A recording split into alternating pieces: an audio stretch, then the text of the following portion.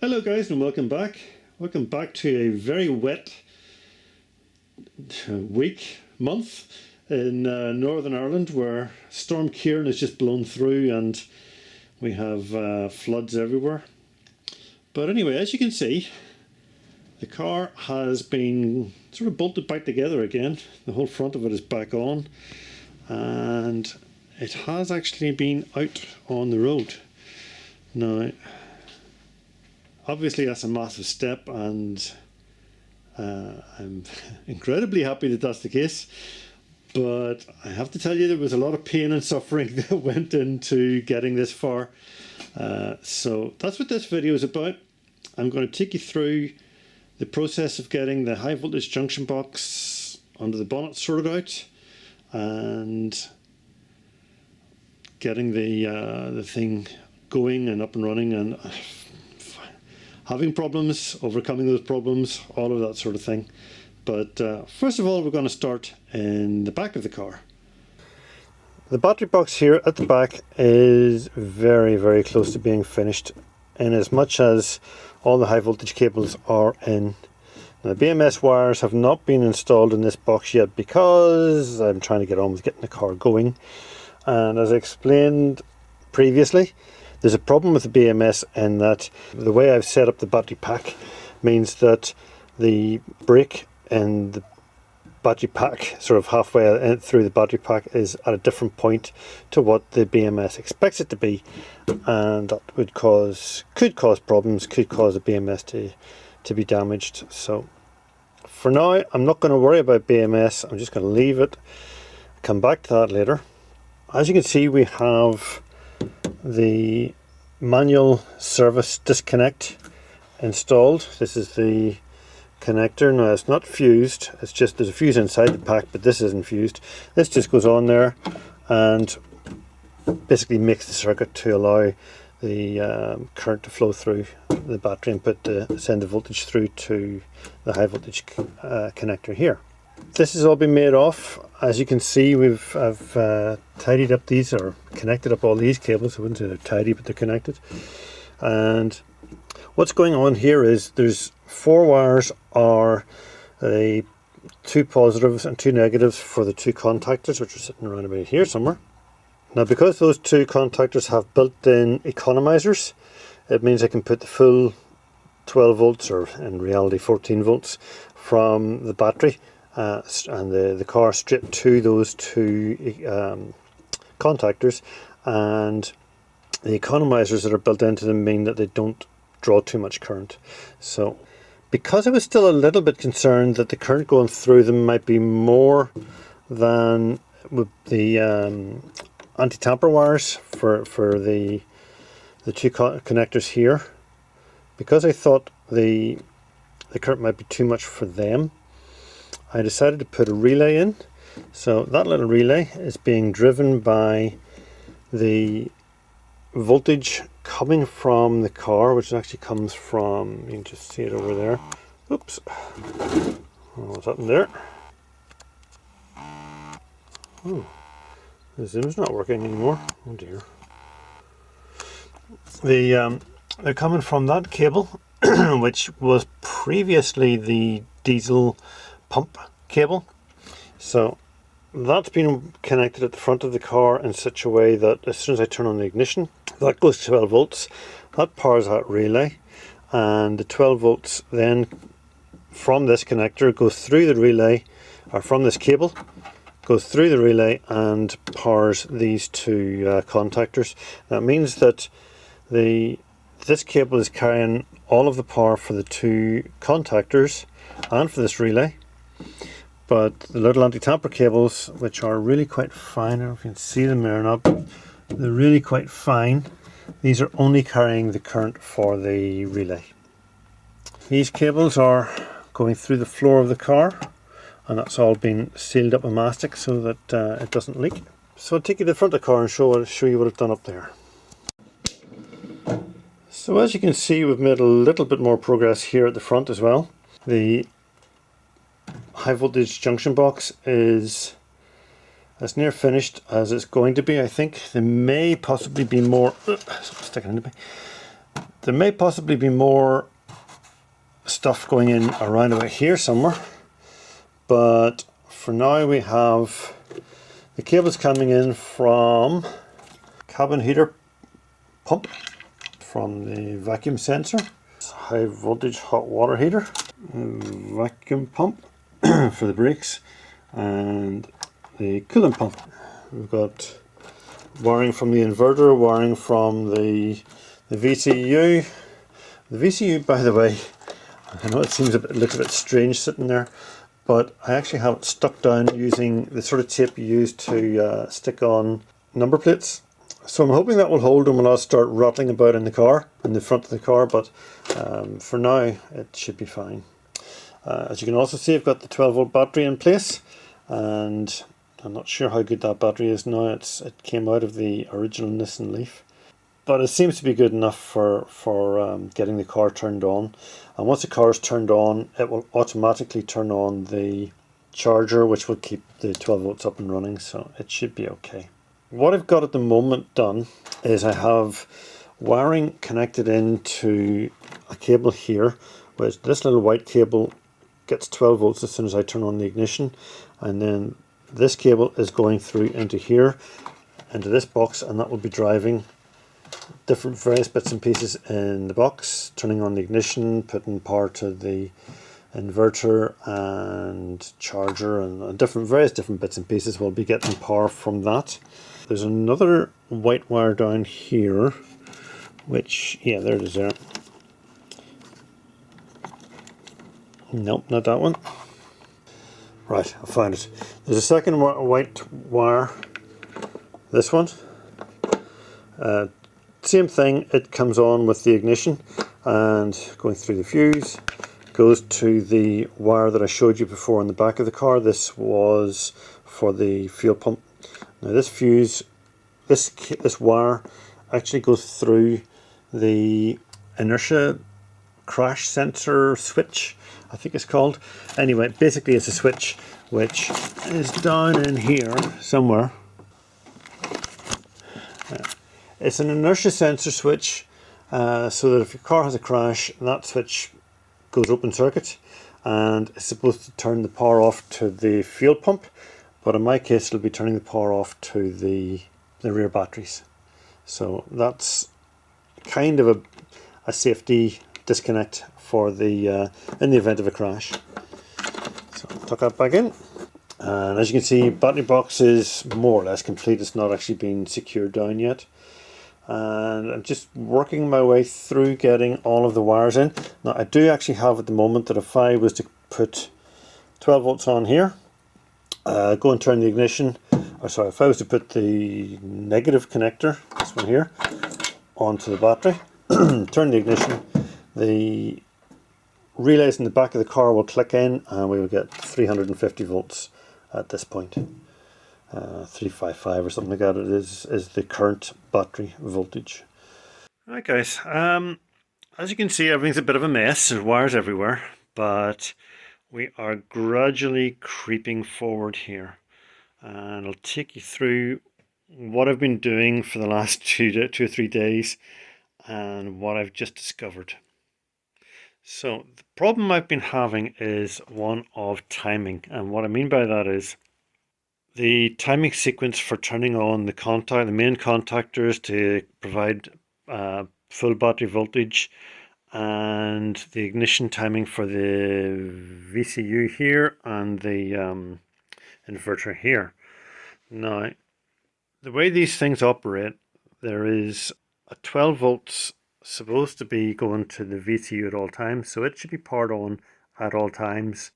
The inverter can be powered by the ignition, but then you have to provide an ignition connection to turn on the inverter and turn on the VCU.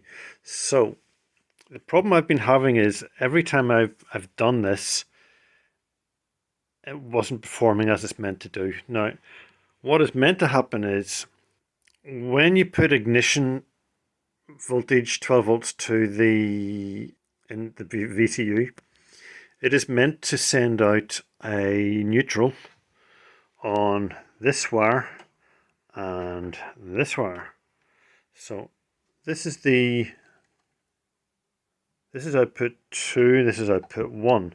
Now, output 1 from the VCU it's a negative output, and that is meant to drive the pre-charge resistor in your high voltage junction box.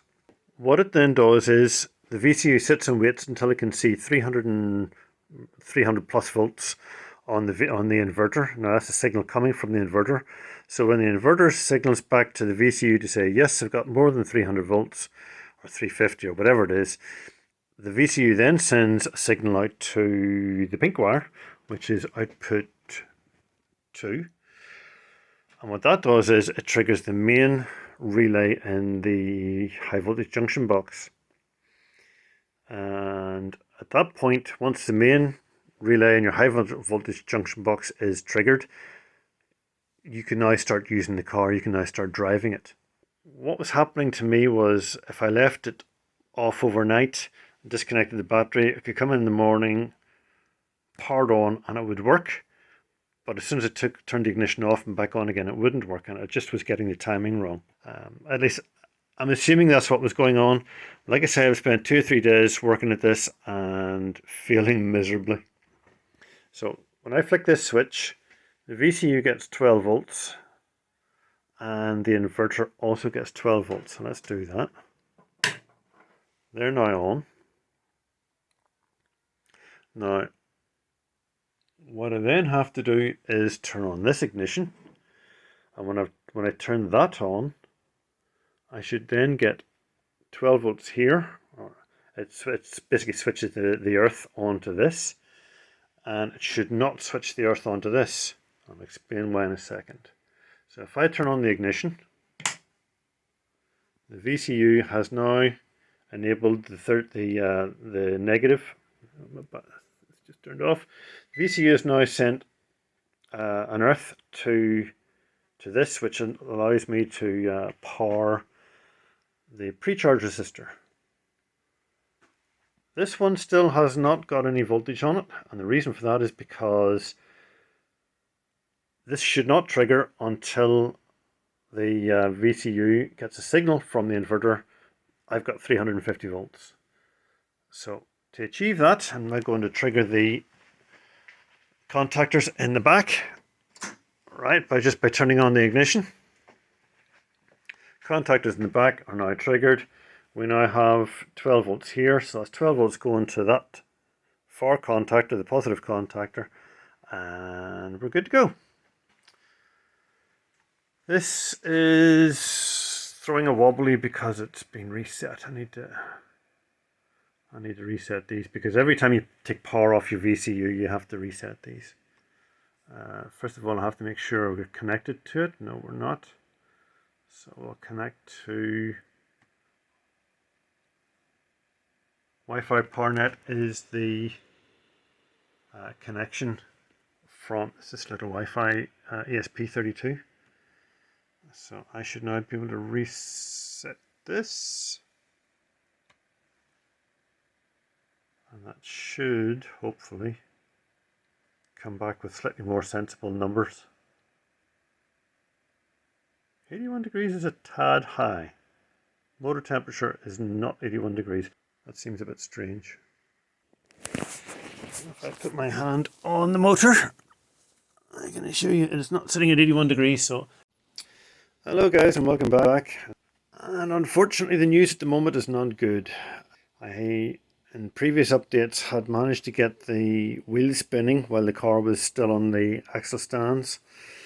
And that was great, everything seemed to be fine, but I did notice that one of these sensor voltages, sensor readings, wasn't correct. I think it was the motor temperature. But I thought, well, we'll still carry on and try it and see what happens. And I managed to get about 10 feet driving very slowly when there was a bit of a bump and the car stopped. And since then I have not been able to get it to go again.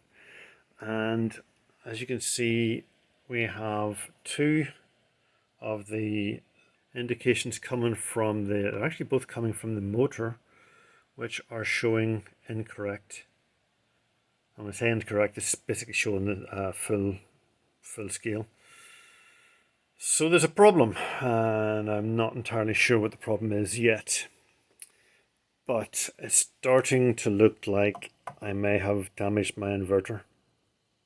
Now,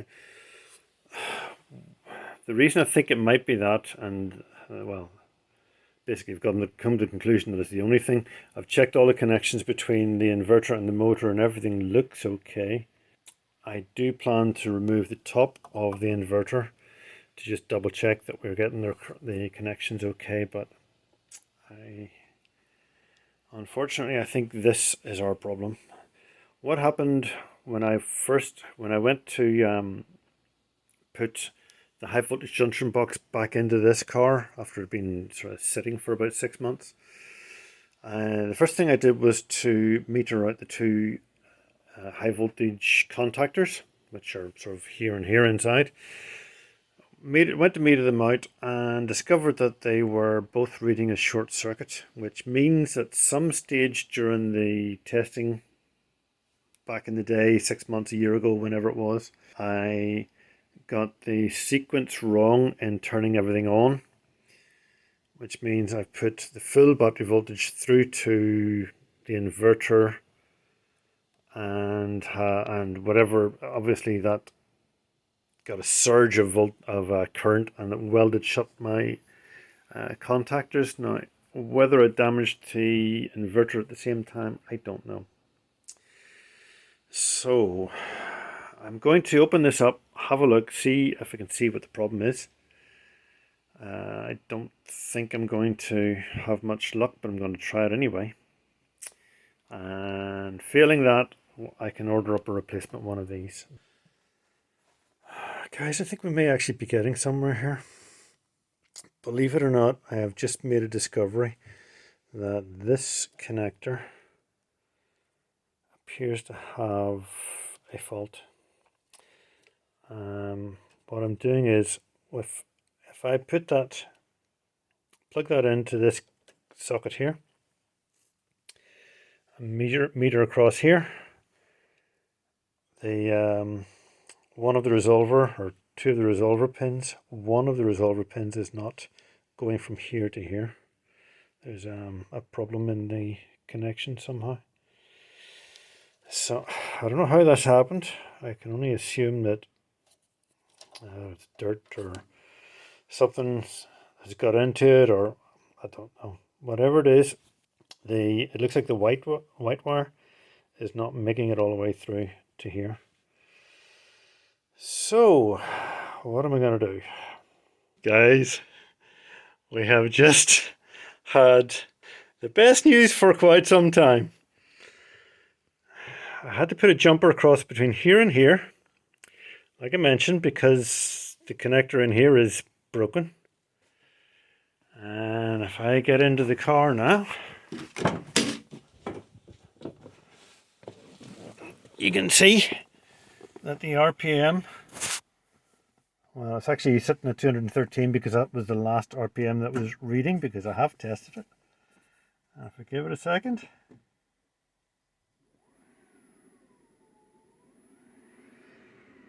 that is me pushing the accelerator. It's just stopped. So there's still something not 100%, but we're making progress. So what was the problem? Well, like I said, there was actually two problems, two faults that were causing the two different issues. The first was down below. I'll hopefully be able to show you what I'm talking about. Yep. Yeah, there it is. Those wires, those connections. I think it was me that did it. Probably a couple of years ago when I was first testing this. I don't remember why, but I think it was me that did that.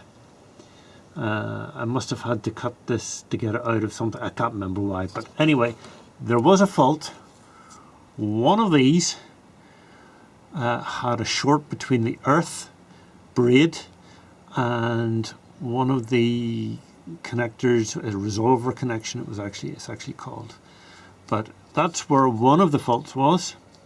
But that was not it took me a while to find that one, because the resolver resistance was reading correctly, but what I didn't, eventually I tried meeting across the different wires and I found a short. So that was that, and that actually gave me, believe it or not, the temperature fault. It didn't give me the RPM fault.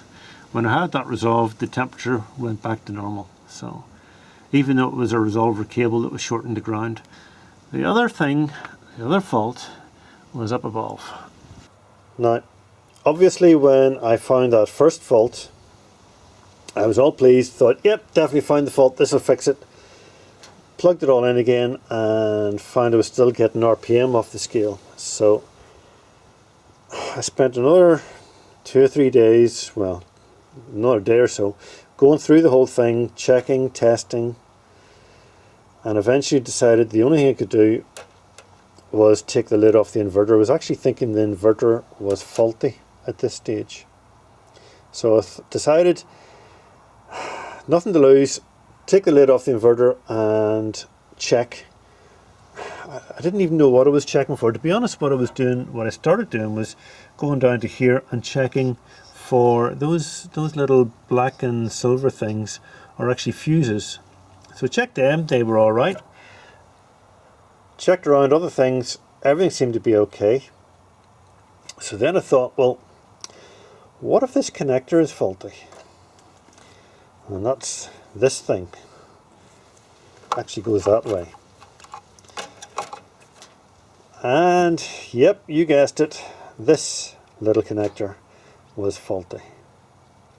Now, whether it was because I overstrained the wires and either broke a wire or something, I don't know, but whether it was because I overstrained the wires, or whether it's because, I'll just take this off, or whether it's because I plugged it in and out too often and wore out one of the connectors, I don't know for sure. Really don't know what the cause of the fault was, but this is faulty. So what I did was, as you can see, cut it off and found one of these connectors. This is the 40 pin connector. I found one of these, a spare one, and instead of cutting off this and destroying this completely, I found a spare one and basically just wired the loom in directly into this, and at some stage I will have to seal up this hole because, yeah, as you can see, that's going to let in moisture, so I need to seal that up, and as soon as I get that done, then I'll be able to take the car out. But I don't mind telling you, I was mightily relieved when I found that fault, because it was a complete stop to the entire project. I thought I was going to have to buy a new inverter, but if I had have done, this was the fault, not the inverter, and it would have made no difference. I still would have had a fault, and I would have been at that stage tearing my hair out. So thankfully, you could say it was lucky I found it, or you could say it was persistence that I found it. Whatever way you want to put it, we found the fault and we have it sorted. This is now spare. If I ever get a new one of these, I can put this back in again and put it back into position where it's meant to be. If I ever want to sell the inverter, I can put it back in. You know, I've got choices, so at least I haven't destroyed this. But yeah, that was not great, and very, very glad to find the fault. So basically what happens is, if I put set these to one side, if I put my negative wire onto the battery and go into the car, you can see the VCU has come to life, and if I turn the ignition, make sure the car's out of gear, if I turn the ignition and put it to key position number 2. Hopefully we have spin. Now we've actually lost connection to the inverter. Okay, we're on the inverter, and you can see now we have 1 RPM, and if I spin the motor we have RPM showing. So I haven't taken it out for a test drive yet, so that's the next step. I'll put you up on a stand and we'll take her out for a test drive. So apologies for the wind noise, guys. It's quite a windy day, but here goes.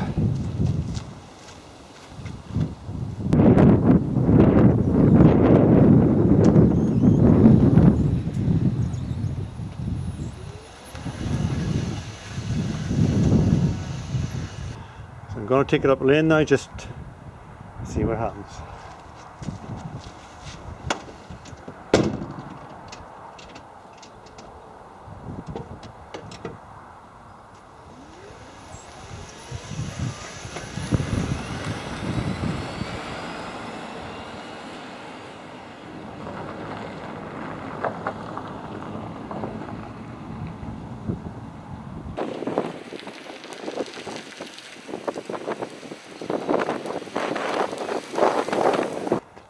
Guys, that could not have gone better. Now, I still have the lights on. I'm still not sure why the lights are on all the time. And I still haven't got the power steering sorted out, nor the power brakes. And I have the wrong wheels on it. Those are the Nissan Leaf wheels. But I guess if anything, being a smaller diameter, they're giving it a better acceleration. But what I'm going to do, put it over here, put you over here, and do an acceleration test. Okay guys, this is in 2nd gear. Accelerating, I'll try about half throttle.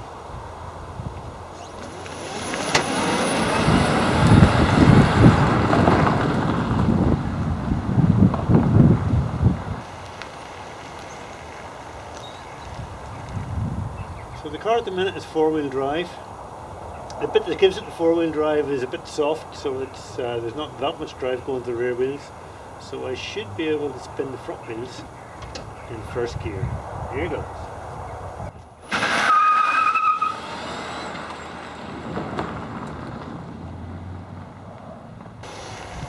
Yeah, that worked. That was in 1st gear. Normally I think we'll be driving this for just taking off in 2nd gear.